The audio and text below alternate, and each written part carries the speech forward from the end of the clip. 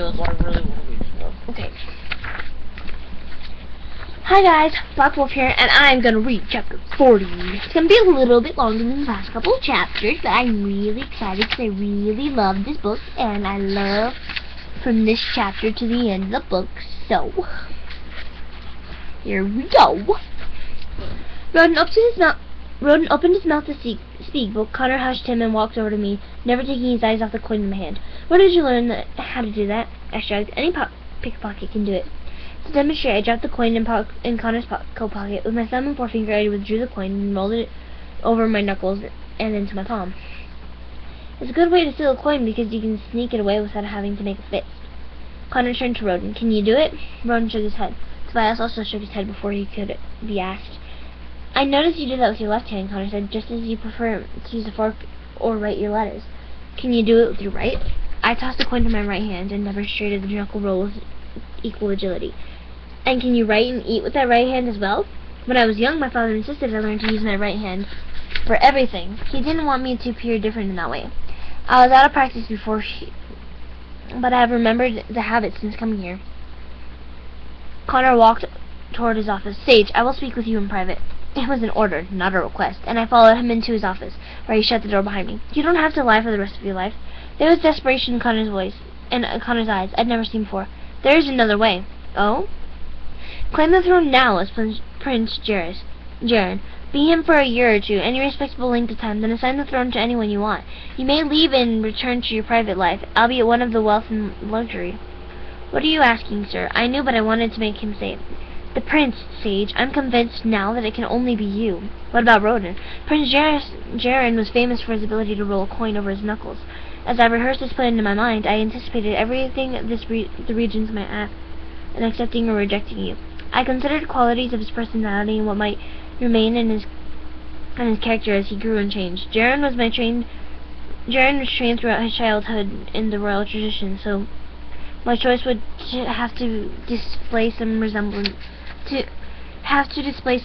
of training as well. But until I saw you there, I forgot that this coin roll was an occasional habit of his, a parlor trick, but one few others could do as well. Sooner or later, the regents would expect to see the prince do that. I sat down in one of the chairs and crossed one leg over the other. Roden can be taught to do that. Not in time, and not as well as that. He looked like he'd just been taught. Sage, you must be the prince.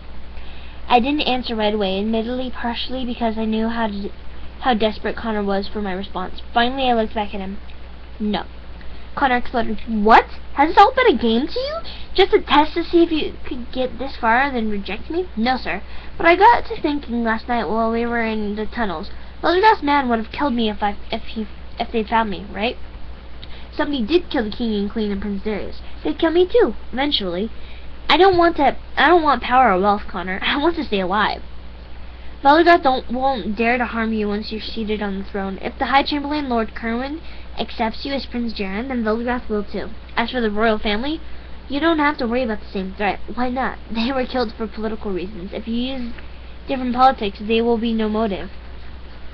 My eyes narrowed. How do you know that, Connor? Do you know who killed them?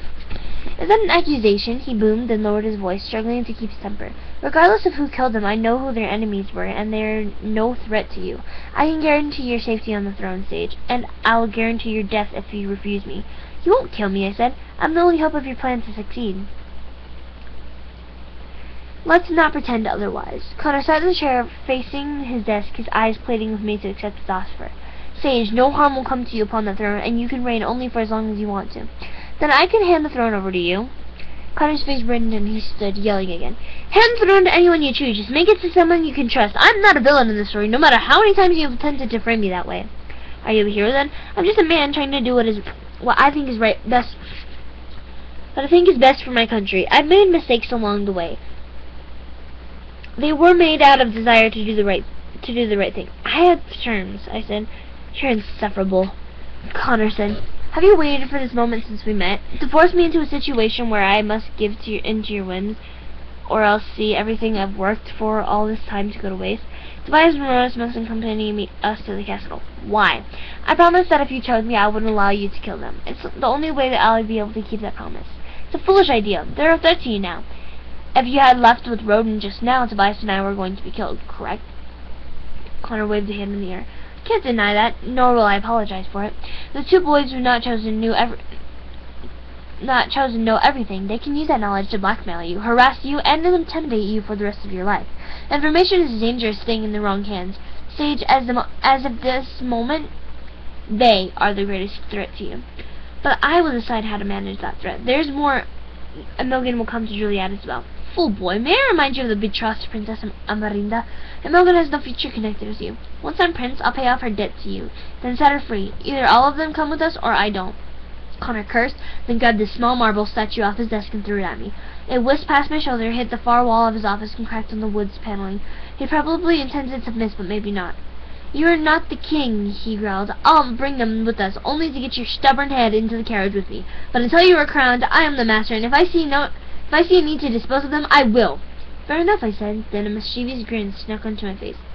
So, do you want to bow to me now, or wait until I reach Juliet? Connor brushed past me into the entrance hall. He shouted orders for a carriage to be prepared for 7 travelers. Craigman would now be our driver. Hail His Majesty, the scourge of my life, Connor said to Roden and Tobias as he stumped upstairs. I fear the devils no longer, because I have the worst of them right here in my home. I'm sorry, but I love that chapter. It's like, ooh. Anyway, same thing. List of books for audiobooks, list of games for video game shows. Comments down below for challenges, things you want to see me do, and songs I can lip sing and sing to. So, please subscribe. The next chapter is going to be The False Prince Part 41. The False Prince audiobook Part 41. So, yeah, this is one of my favorite chapters, because it's like, you find out why. You'll find out why. I'll tell you. I'll read it to you. It says, like, the very last sentence. Literally, the very last sentence in it tells you exactly why. The last 4 words. Exactly the last 4 words of the chapter. Anyway, so, see you later, and don't forget to subscribe. Push that button down there, the subscribe button. Now, push the subscribe button. Bye.